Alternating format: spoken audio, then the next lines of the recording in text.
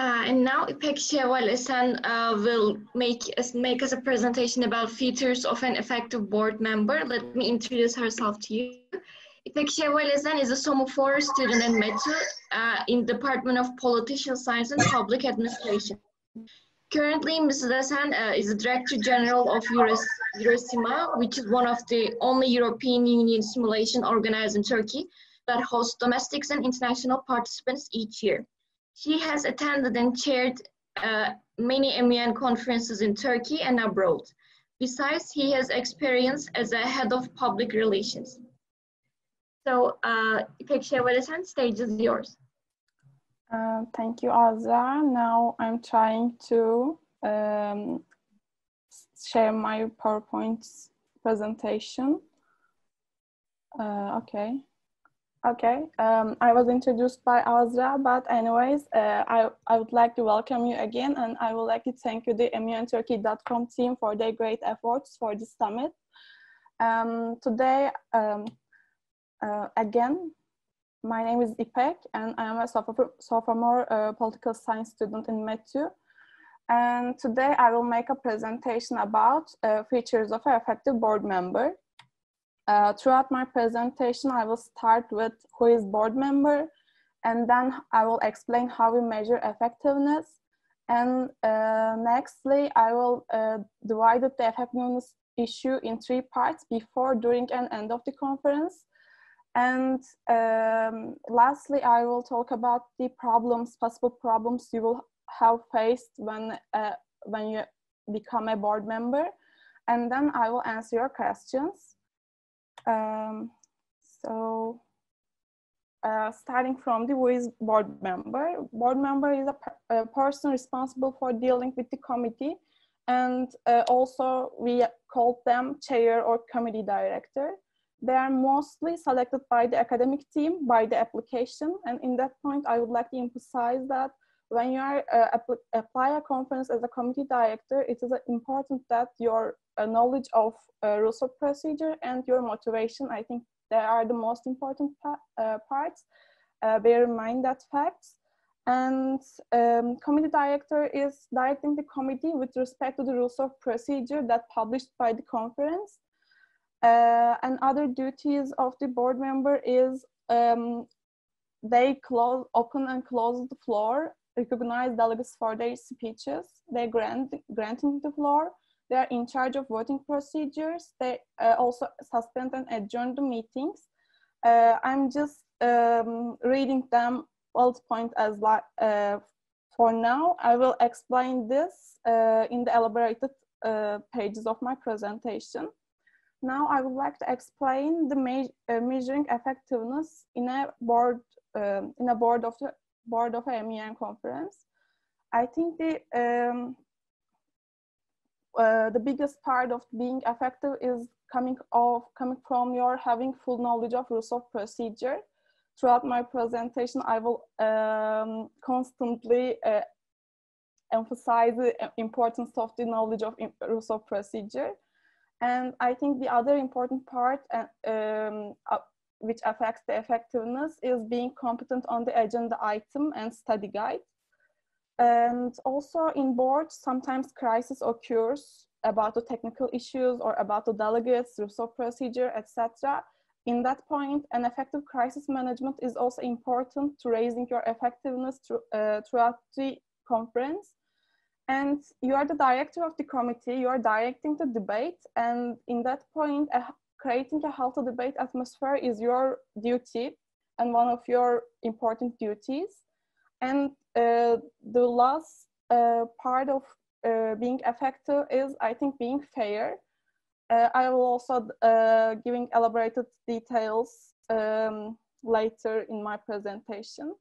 As I said in the beginning, I divided the effectiveness part in three stages: before the conference, during the committee sessions, and end of the conference. Before the conference, preparing well to the committee, I think it's the most important part of being effective in a board. Preparation is half of your authority in the committee and half of your flow committee directing in your committee. And during the committee, attitude, rules of procedure, knowledge, and active listening is prominent parts of effectiveness. And your creating effectiveness ends with the end of the conference while you are distributing awards. As I said,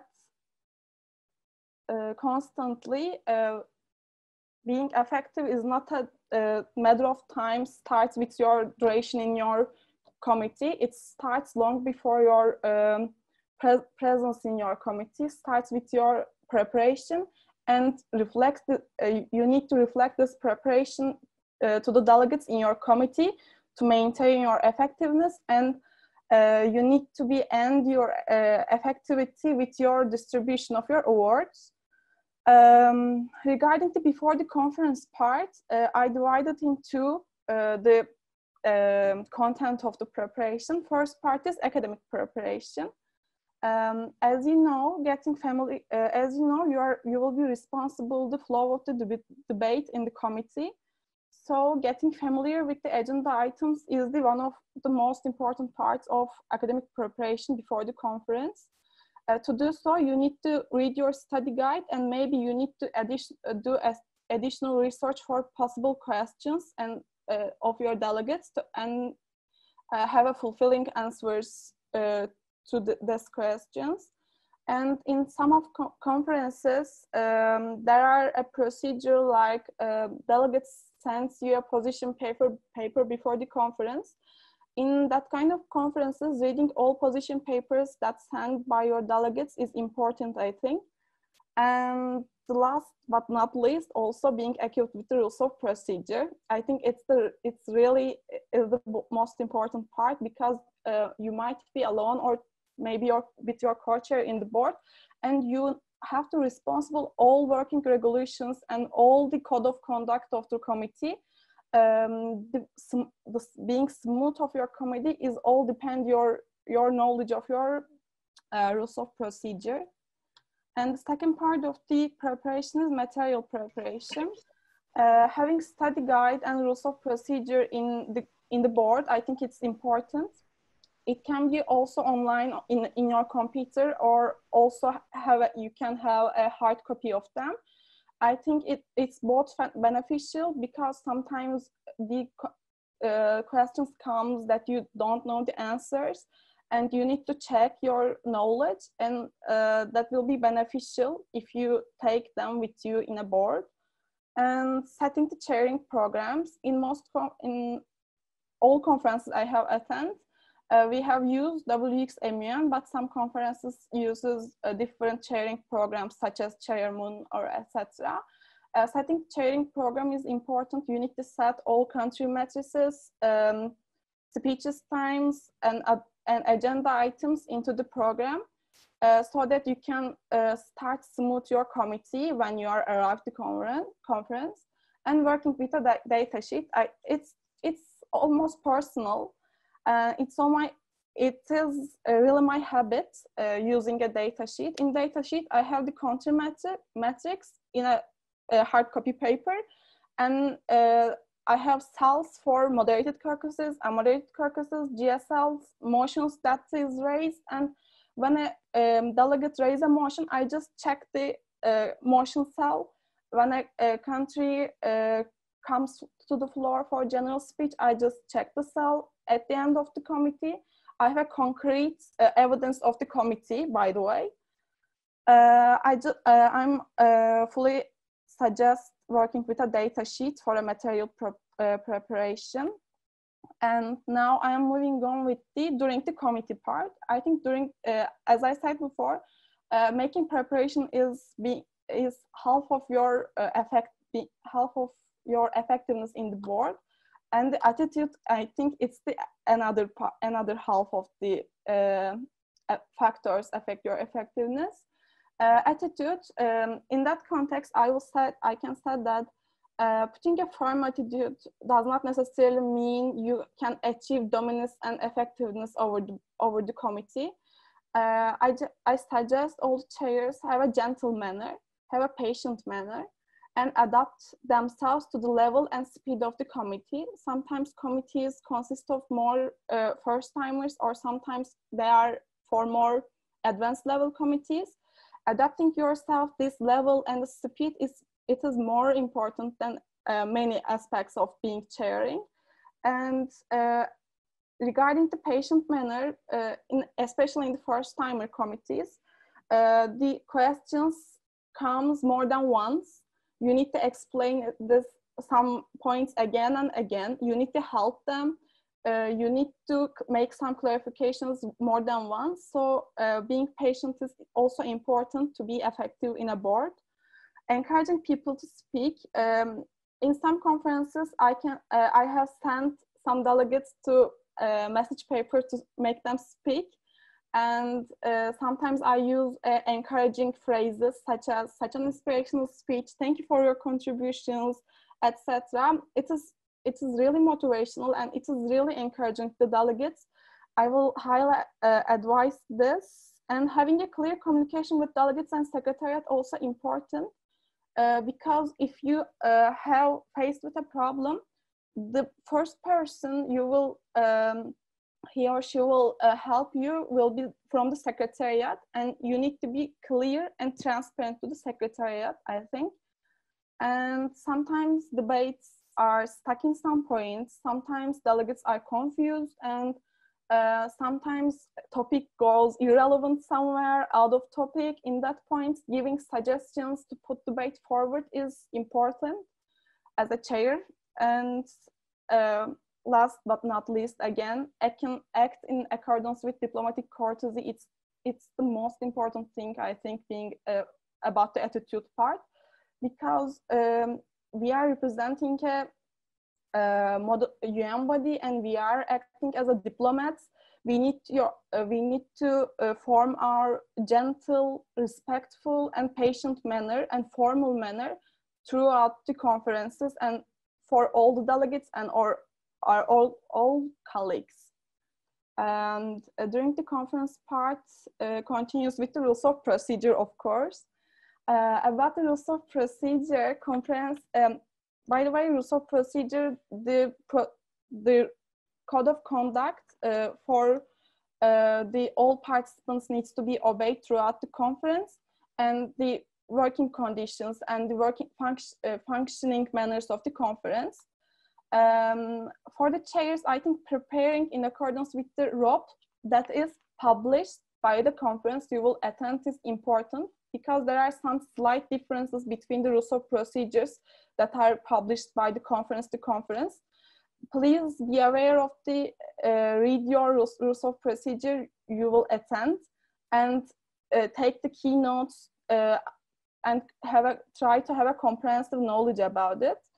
The importance of rules of procedure is it avoids conflicts and confusions about the flow of the committee, and it's also an answer of the questions regarding the flow of the committee as well. Third part is active listening. Active listening is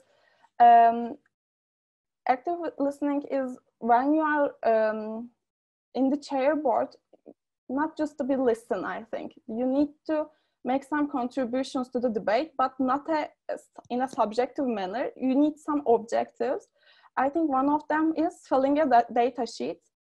Filling a data sheet makes you more comfortable about the flow of the committee and the knowledge about the delegates and the quality of the debate, and taking notes throughout debates. The notes can be about good points, bad points, mistakes, or solution ideas. It can be beneficial or also for the awarding distribution of the award part, and giving suggestion on topics. Sometimes delegates, as I said before, stuck in some topics. At that point, through your notes taking in the sessions, you can give suggestions like, you didn't cover this topic, you need to move on with that topic, and that will be beneficial. Correcting mistakes is important for a proper final document. So, as I said before, take notes, please, of your delegates' speeches. and making clarifications.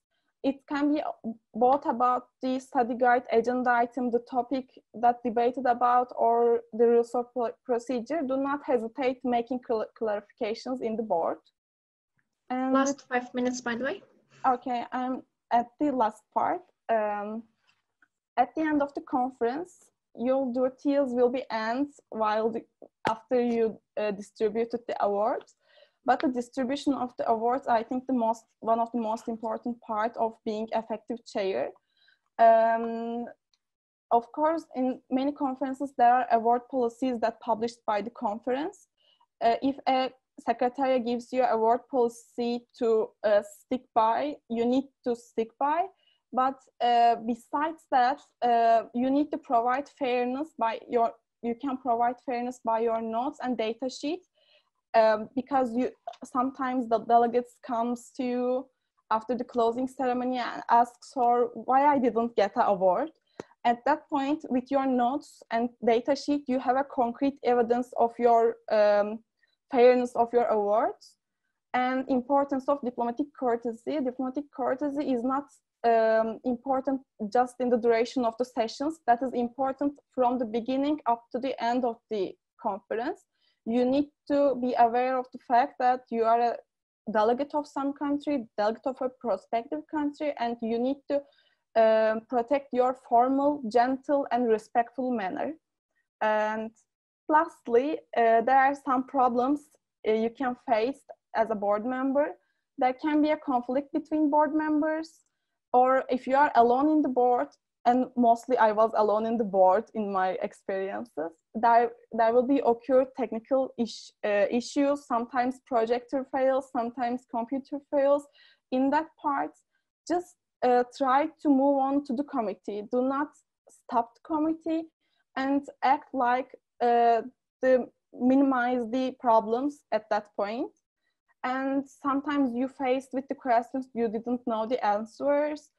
At that point, I will advise all of you to being transparent, to being honest, that I'm not properly know that issue. I will send you a message paper, then I check, like this. And sometimes personal or health problems occurred in between delegates. In that context, you have an administrative staff in your committee. Get a clear communication with he or she so that you can solve your problems easily. With that being said, I am now, I think, end of my presentation. Throughout my presentation, I will try to explain you who is board member, how we measure effectiveness, and 3 stages of being effective board member, as before the committee with preparation, during the committee with your attitude, rules of procedure knowledge, and active listening, and end of the committee with fairly distribution of your awards. Now, I have finished with my presentation. For further questions or inquiries, you may reach me this email address. And if you have any questions, I will be more than happy to answer. We have a few questions. Okay. After how many experiences you had as a delegate, you become a board member? After 4 experiences, I became a board member. I have started my board career in a high school conference, high school MUN. And in that point, I think the most important part is not counting of your delegate experiences. It is your motivation and how you show your rules of procedure knowledge to the secretariat of your conference you have applied. What's the point of chairs reading position papers? Reading position papers, the being relevant with the agenda item and study guide is one of the most important part regarding the position papers.